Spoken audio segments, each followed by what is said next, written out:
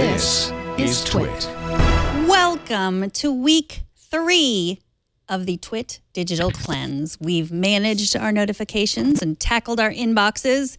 And this week, we're going to clean up our apps. If you missed the last 2 episodes, subscribe to the new screensavers at twit.tv/TNSS. Thank you to everyone who has emailed me or tweeted at #DigitalCleanse. Keep the feedback coming. We are in this together, my friends.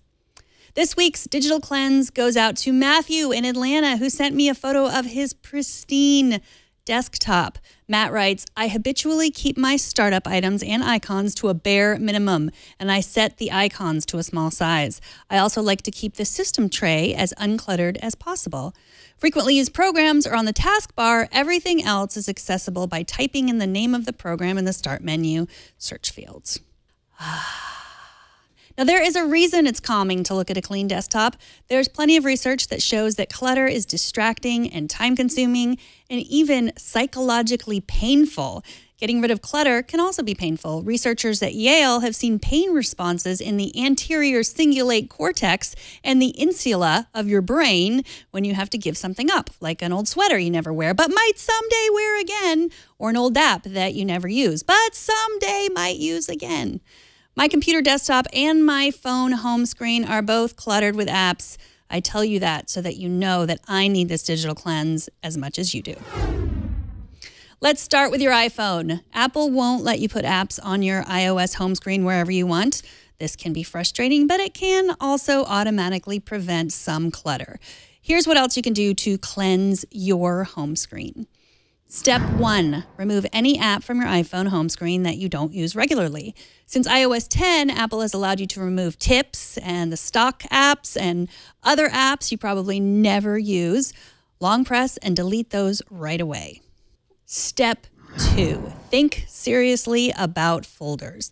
They might make you feel like you're more organized, but for me, it just means an extra tap to get to the app that I need. Put your 4 most used apps in your iPhone dock. Then put only your most used apps on your iPhone home screen. Reserve a backwards L in the bottom right quadrant for your next most frequently used apps, since those are in prime thumb range. Of course, it makes sense to put some apps in folders like apps that only your kids use, or travel apps, or other programs that you don't use regularly. Or maybe you want that extra tap in the case of social media apps or Candy Crush or other addictive apps. That extra step might make you decide you could do something else with your time. And that brings me to step 3. Delete those apps that waste your time. Step 1 was removing distracting notifications. In response to that, Tom emailed me to say, the main thing I do to stay focused is to keep Facebook and Twitter on my computers and to keep them off my phone. I also got a tweet from Bob with a video of him removing the Facebook and the Messenger app from his phone. Way to go, Bob. I know it's tough, but remember, you agreed to this, and just think we could be doing an actual physical cleanse where we'd be giving up coffee instead of our Facebook app. You don't want to do that, do you? No, I know you do not. Now to cleaning up our Android apps. Android allows you a lot more customization with your home screen, which means it can get messy fast if you're not paying attention. Android expert Jason Howell recommends using a launcher like Nova Launcher. Nova Launcher is free, and it lets you design your home screen in a way that works best for you. It lets you put any widget in your dock or customize your app drawer. Nova Launcher Prime costs $4.99 and lets you really clean things up by hiding apps and some other features.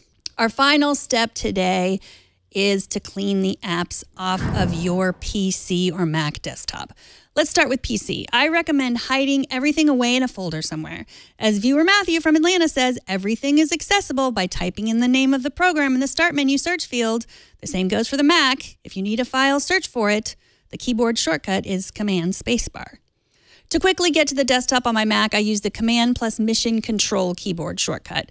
Then, get rid of everything you can. If your files are really out of control, you might want to invest in a $10 app called Folder Tidy.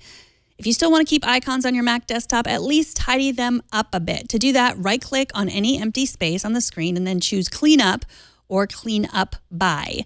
And speaking of Mission Control, let's go ahead and keep that tidy too. Quit some of those programs.